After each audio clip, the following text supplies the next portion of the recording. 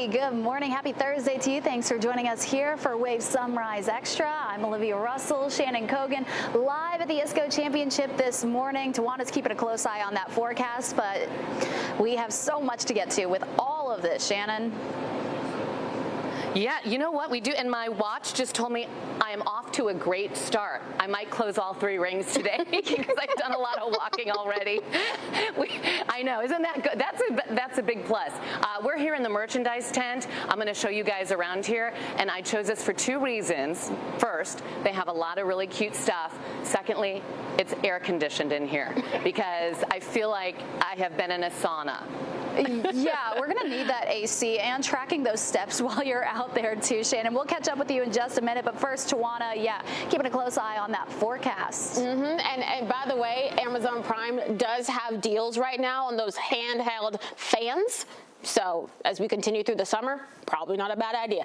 We're seeing that sun just beaming down right now along the Louisville waterfront on our storm tracker this morning. So beautiful start to the day there. Looking at many of our Kentucky Mesonet cameras, we either have some clouds overhead like what we're seeing in Oldham County, Bullitt County, and Spencer County, or a bit of that fog like what's showing up in Adair County because you had some of that heavier rainfall earlier today. So just keep in mind, yes, we're going to be watching for that patchy, locally dense fog in many spots this morning, especially outside the metro, while most of us get to see clear skies with a couple of these clouds overhead throughout the morning hours. Now, once we get into later on this afternoon, we're going to quickly climb while we are starting off in the upper 60s and low 70s. As we add in more of that sunshine to our forecast, we're going to end up in the upper 80s and low 90s with that isolated rain chance showing up for the second half of the day. I'll talk a little bit more about how the rain could impact things for ISCO this weekend in just a bit. Very important forecast there. Thank you, Tawana. Speaking of ISCO, the gates are now open and the players are already out there teeing off this morning.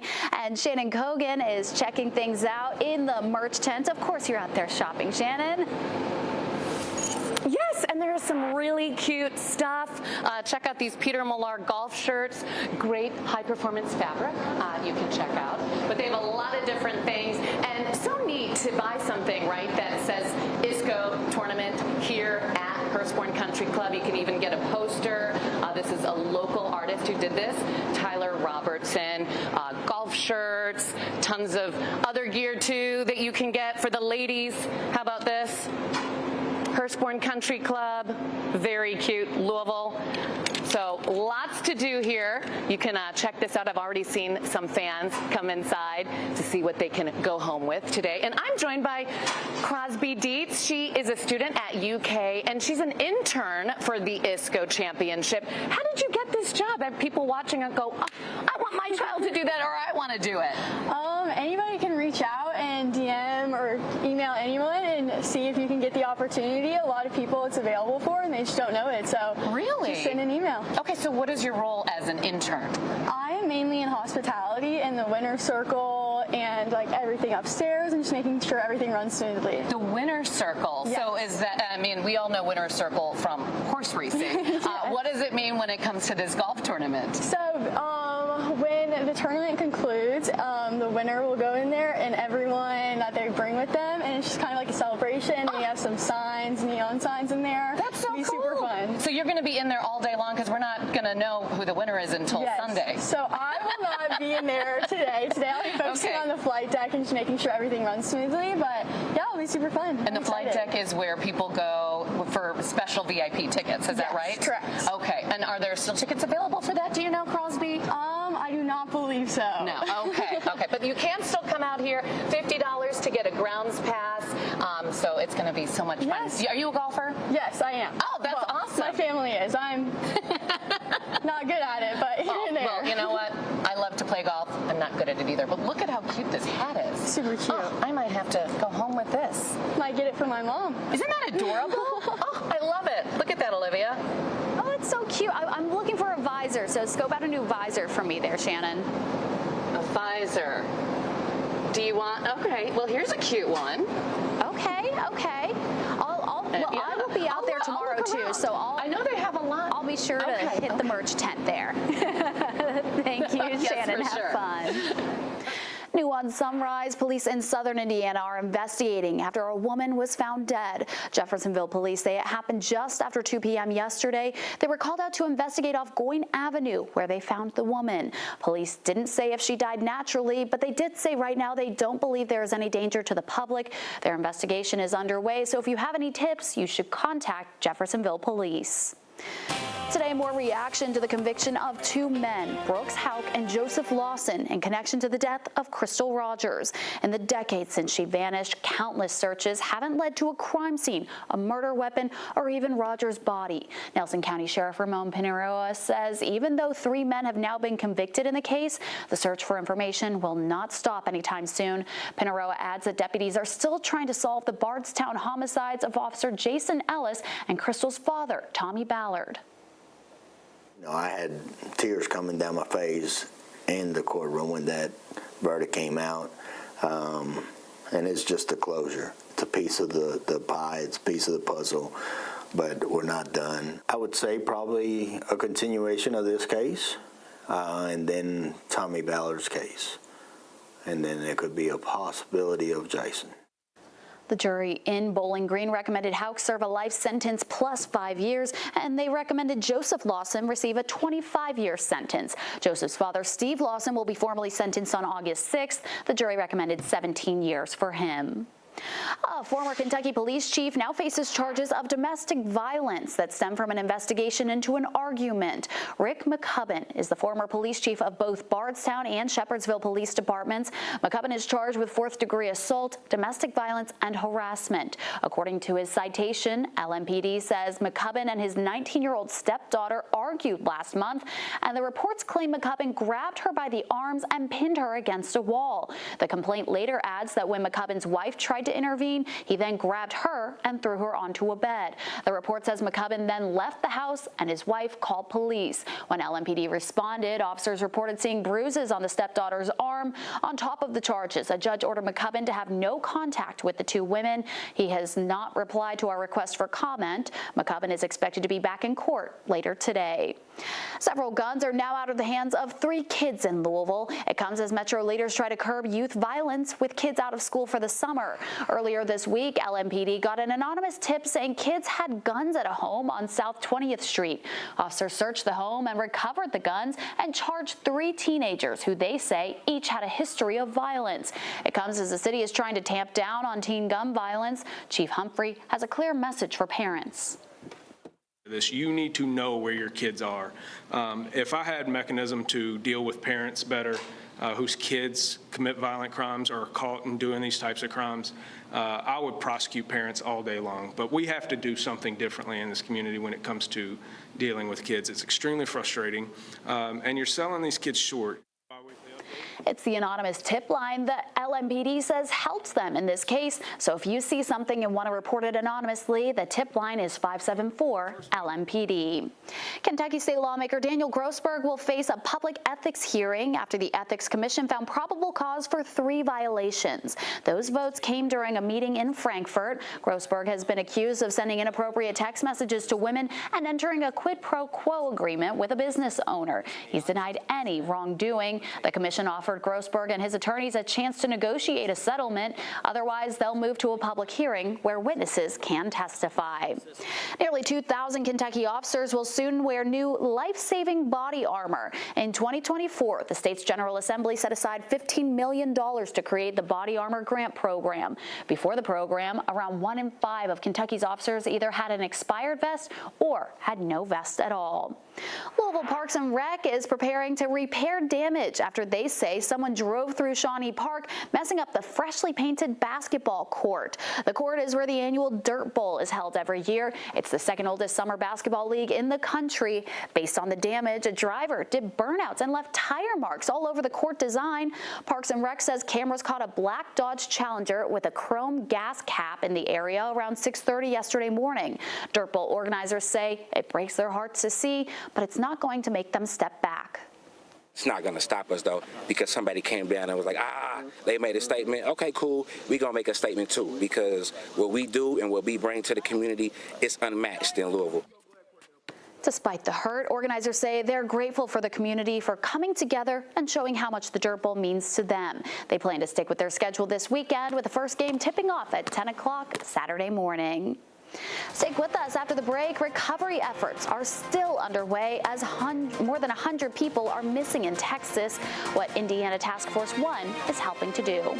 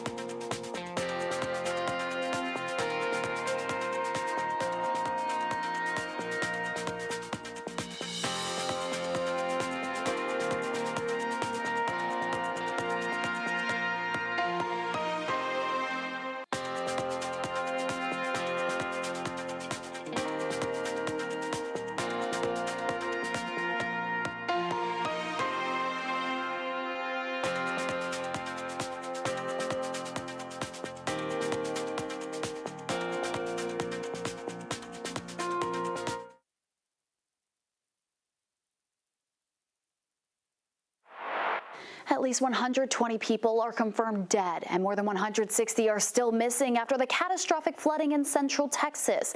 As the nation mourns for the victims and their families, criticism is growing against the local, state, and federal response to the flooding. Kerrville officials say they're willing to face the tough questions, but right now they're focused on finding the missing.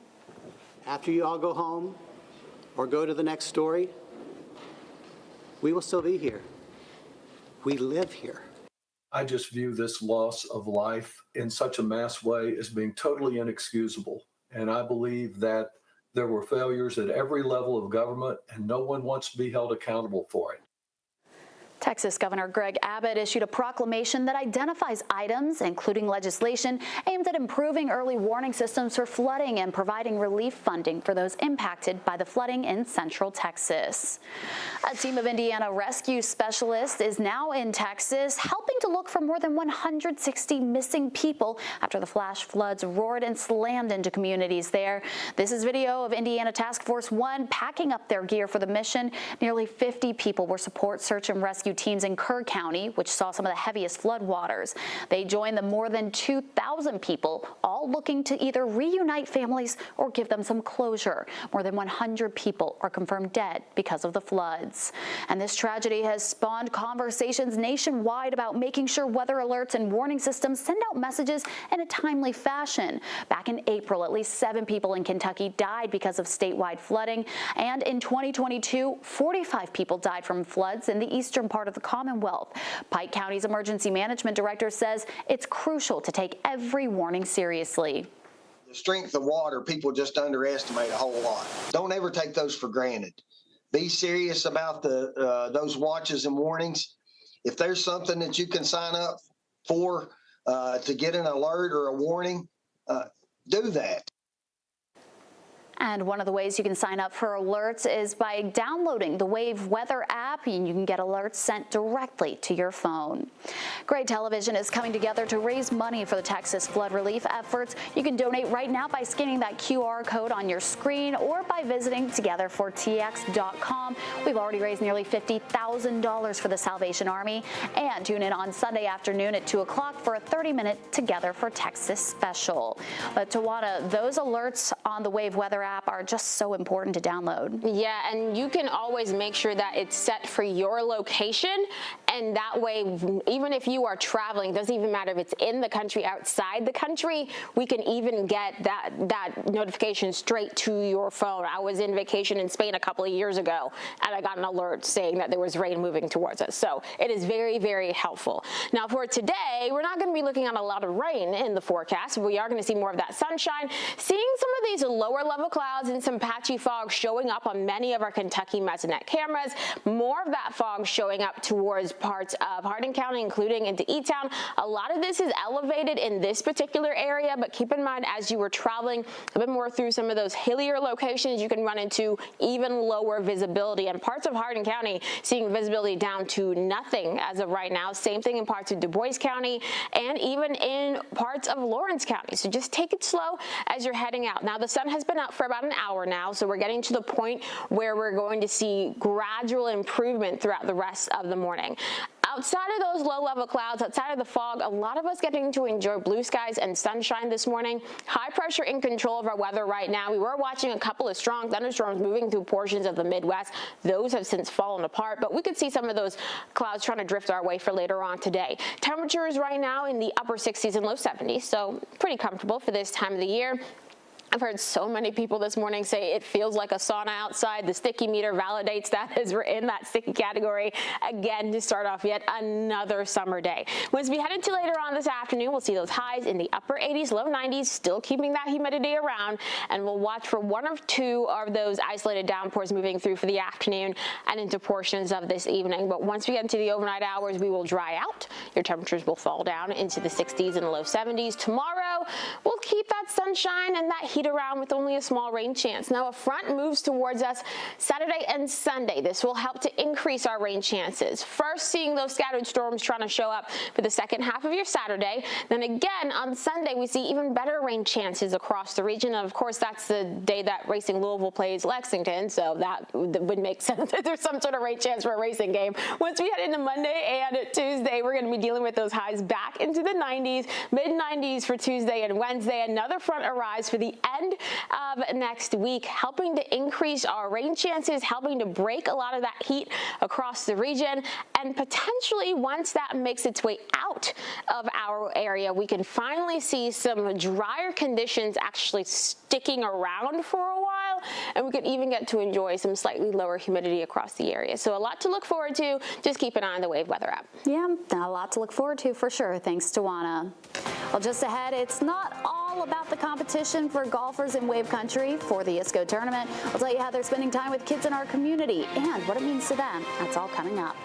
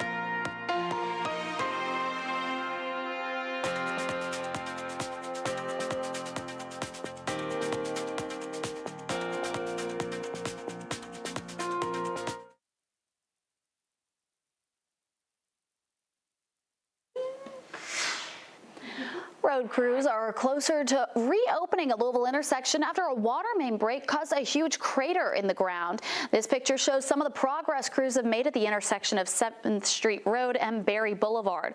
Louisville Water says a 12-inch water main broke on Tuesday, causing quite a bit of damage, as you can see. Crews ask that you drive slowly in the area as they work to finish the repairs.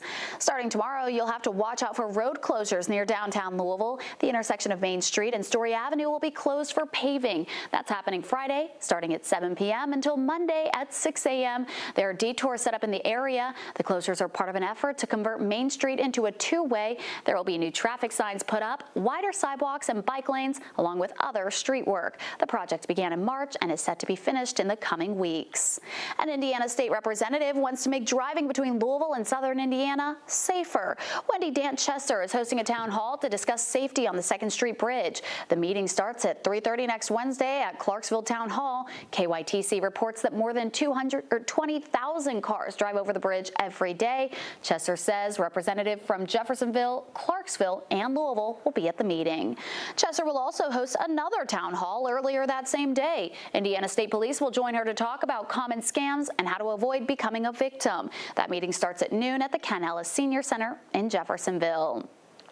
As PGA golfers prepare for the ISCO Championship, some of the players' wives are supporting kids and families in Louisville. The ISCO Golf Championship and DSE Golf partner to host the For the Love of Cooking event.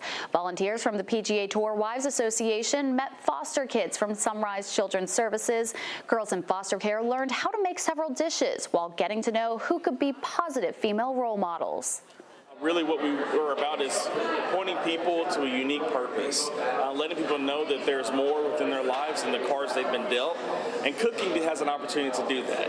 It's hard sometimes, it's difficult, it's challenging, but you keep going, and that's what we're trying to teach our girls with doing a cooking class like this.